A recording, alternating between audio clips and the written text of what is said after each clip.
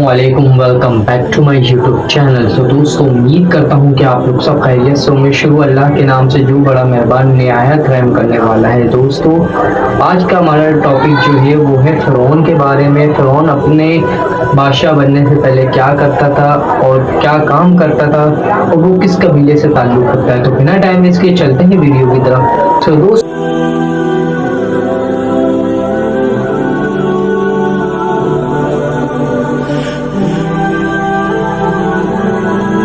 तो फ़िरौन बादशाह बनने से पहले एक मजदूर हुआ करता था जो कि मेहनत मजदूरी किया करता था।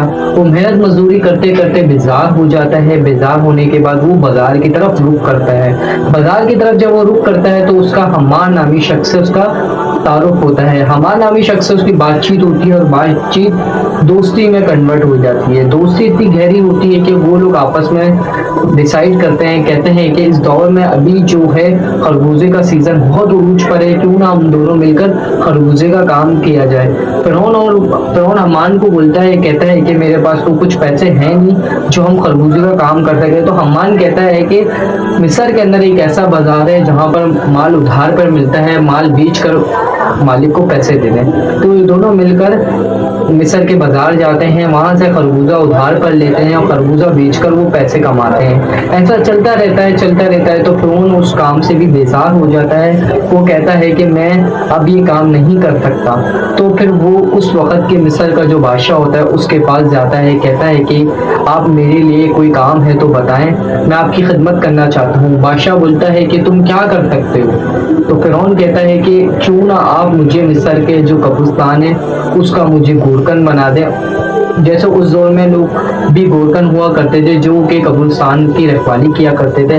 बादशाह बोलता है कि इसमें मेरा क्या फ़ायदा होगा। तो वो फ़िरौन कहता है क्यों ना जो मुनाफा होगा आधा मैं आपको पहुंचा दूंगा, आधा मैं खुद रख लूंगा। ये बात सुनकर बादशाह फ़िरौन की मुतमईन हो जाता है और कहता है कि चलो मैंने तुम्हारे को वहाँ का गोरकन बना दिया। तो अल्लाह की तरफ से कुछ वबा आती है जो कि मिस्र के अंदर लोग मरने लग जाते हैं और फ़िरौन का कब्रिस्तान का काम बहुत ज़्यादा उरूज पे चल रहा होता है। फ़िरौन जो है पैसा पैसा कमा रहा होता है।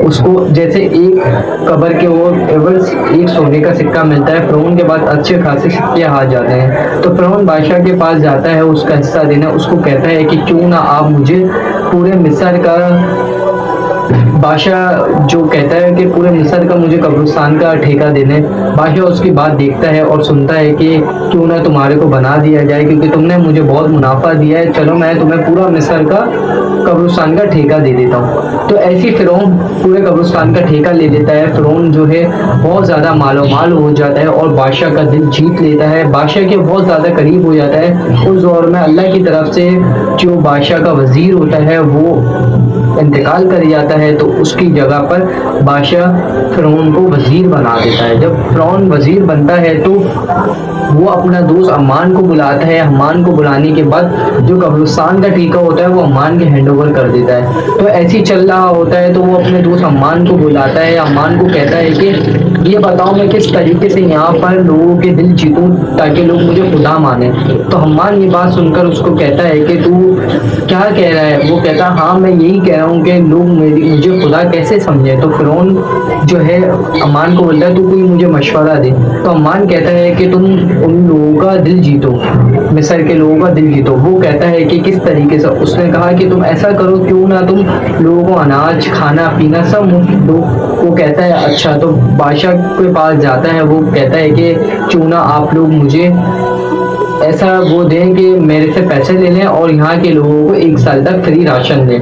तो बादशाह उसकी बात सुनकर सहमत होता है। बादशाह उससे पैसे लेता है जो पूरे 1 साल के बनते हैं। तो वो देखकर लोग जो हैं वो इतने खुश होते हैं, कहते हैं कि हमारा गवर्नर इतना अच्छा है, हमारा वजीर इतना अच्छा है जो कि हम लोगों को फ्री चीज़ें प्रोवाइड कर रहा है, फ्री चीज़ें दे रहा है। तो ये बात सुनकर पूरी दुनिया के अंदर लग जाती है कि फलाना जो वजीर है वो बहुत अच्छा है, उसने 1 साल तक राशन फ्री दिया हुआ है। तो लोग दुनिया भर से लोग वहाँ पर देखने के लिए आते हैं वजीर को। तो वजीर के बहुत ज़्यादा नाम बन जाता है। तो कुछ टाइम के बाद अल्लाह की तरफ से बादशाह इंतकाल कर जाता है। तो वहाँ के लोग 3 दिन तक शोक बनाते हैं और 3 दिन के बाद वो लोग कहते हैं कि हमारे मुल्क के अंदर भी कोई एक ना एक बादशाह बनना चाहिए जो कि हमारे मुल्क चला सके। तो फिर वहाँ के लोग कहते हैं कि हमारा वजीर बहुत अच्छा है, उसने हमारे साथ इतना ख्याल किया, हमारे साथ इतना ताउन किया, क्यों ना हम अपने वजीर को ही बादशाह बना दें।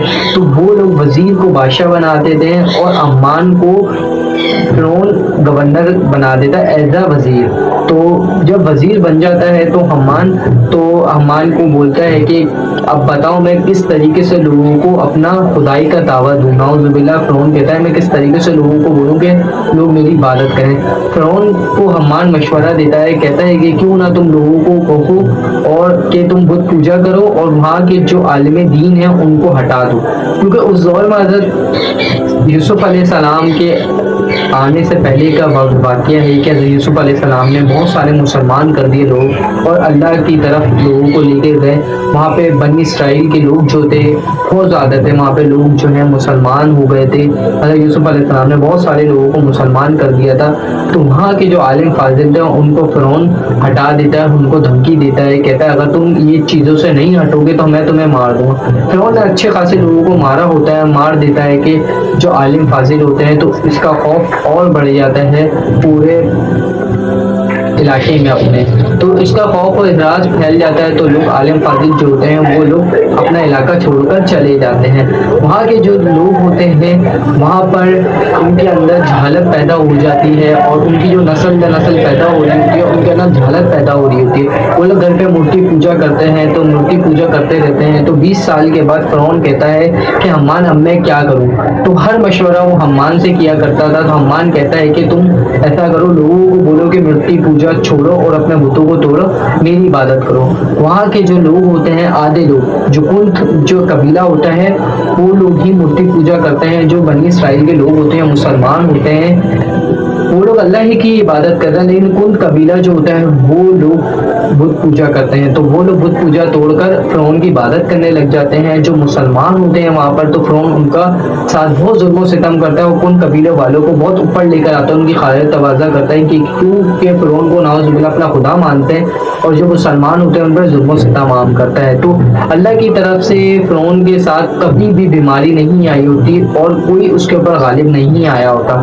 तो दोस्तों उम्मीद करता हूँ कि आपको मेरी ये वीडियो पसंद आई होगी। इसका नेक्स्ट पार्ट देखने के लिए आप लोग मेरे चैनल को सब्सक्राइब करें और मेरे 1 मिलियन व्यूज़ करें, ताकि मैं आपको उसका पूरा डिटेल में आधा जो वाक़या रह गया वो बता सकूँ। तो मिलते हैं नेक्स्ट वीडियो में, जब तक अस्सलाम वालेकुम।